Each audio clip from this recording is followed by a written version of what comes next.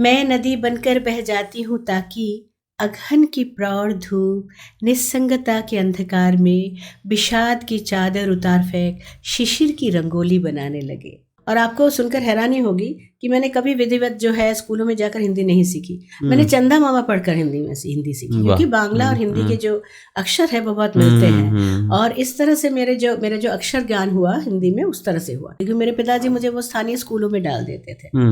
और ऐसा नहीं था कि उन्होंने कभी नहीं सोचा कि क्योंकि मेरी बेटी बंगाल से है तो उसको बांग्ला ही सीखना पड़ेगा। मेरे जो पढ़ाई का जो माध्यम था कभी जो है वो उर्दू मीडियम में, मेरे जो एकदम स्टार्टिंग में जो है वो अलफ बे पे तेटे से जिम चे दाला उससे पढ़ाई शुरू हुई जो कश्मीर में। उसके बाद जम्मू में डोगरी पढ़नी पड़ी। जब मैं अमृतसर में गई तो वहाँ पर थोड़ा पंजाबी।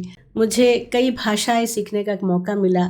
उस समय मुझे थोड़ी नाराज़गी होती थी कि पिताजी क्यों मुझे जो है स्थानीय स्कूलों में डालते हैं, इतने तरह की भाषा और इतने तरह की, ये मुझे बहुत दिक्कत होती है। अपनी भाषा के लिए, अपनी संस्कृति के लिए, अपनी जाति के लिए गर्वबोध बिल्कुल सही है, लेकिन वहीं पर दूसरों को न जानना मुझे लगता है कि वो कहीं ना कहीं एक अज्ञानता को ही हमारे प्रदर्शित करती है, और जो कि ठीक नहीं है। बंग भूमि में श्री कृष्ण ये सिर्फ एक धार्मिक या आध्यात्मिक किताब नहीं है। इसमें श्री कृष्ण से जुड़े हुए सारे पहलू हैं। किस भाषा में आपको ज्यादा आनंद आता है, मतलब अनुवाद करते समय? मुझे तो भाषा से ही, मेरा पहला प्रेम ही भाषा है। ये जो है समय, ये अनुवाद का ही समय है, मैं कहूँगी। अच्छा। ये सिंगल लिटरेचर का समय नहीं है।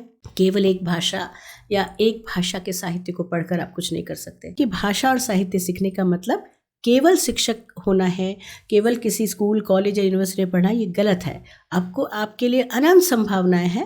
मैथिली भाषा के जो पदावली थी वहां से इस हिंदी को लिया गया, उसको बांग्ला के साथ मिश्रित की गई और ब्रजबोली का जन्म हुआ। मुझे हिंदी के लिए नहीं, मुझे उर्दू से बांग्ला के अनुवाद के लिए पुरस्कार मिला था साहित्य अकादमी। क्या बात है। और वो भी बहुत ही एक कठिन विषय पर। वो था पोस्ट स्ट्रक्चरलिज्म।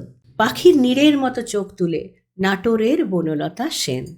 अपनी प्रेमिका के आंखों में ही वो आश्रय लेना चाहते हैं, आश्रय पाना चाहते हैं। तो ये जो आश्रय है, कि नीड है, कि घोंसला है, ये क्या AI ठीक कर पाएगा? और मैं हमेशा अपने आप को एक छात्रा समझती हूँ। I am still a student. और एक जिंदगी जो है बहुत कम पड़ जाते हैं ऋषि कुछ सीखने को। और मैं अगली पीढ़ी को यही कहूंगी कि शॉर्टकट मत अपनाओ। जो आप सीखोगे और अगर दिल से सीखोगे, गहराई में जाकर सीखोगे, तो कहीं ना कहीं उसको आप अप्लाई कर पाओगे। क्योंकि there is no shortcut to the road to success. जब मैं देखती हूँ कि मेरे बच्चे हर जगह हैं, मेरे विद्यार्थी, और कहीं ना कहीं उनको लगता है कि उनके आगे बढ़ने में मेरी कोई भूमिका रही हो, चाहे वो उनके पढ़ाई में हो, चाहे उनकी नौकरी में हो, चाहे उनके किसी भी काम में, जब वो मुझे याद करते, वो पल मेरे लिए सबसे ज़्यादा खुशी की होती है। और जब मेरे माँ पिताजी के आंखों में मैं वो देखती हूँ। मेरे हस्बैंड बहुत सपोर्टिव है।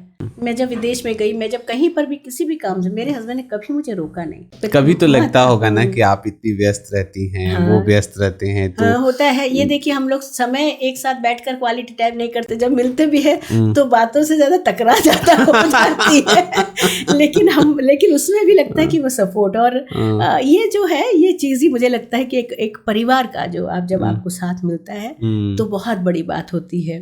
किसी भी पोजीशन में आने का मतलब ये होता है कि ईश्वर आपको ये कह रहा है कि आप जब इस कुर्सी पर हो तो आप मदद करो। मुझे लगता है हमेशा की जिंदगी ने मुझे बहुत अपॉर्चुनिटीज दी है। किसको मिलता है?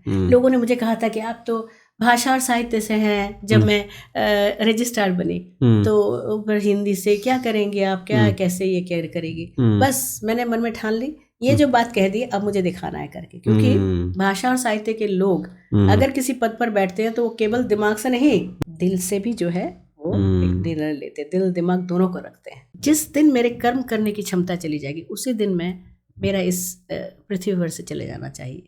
उसके बाद एक दिन भी मैं जीना नहीं चाहती।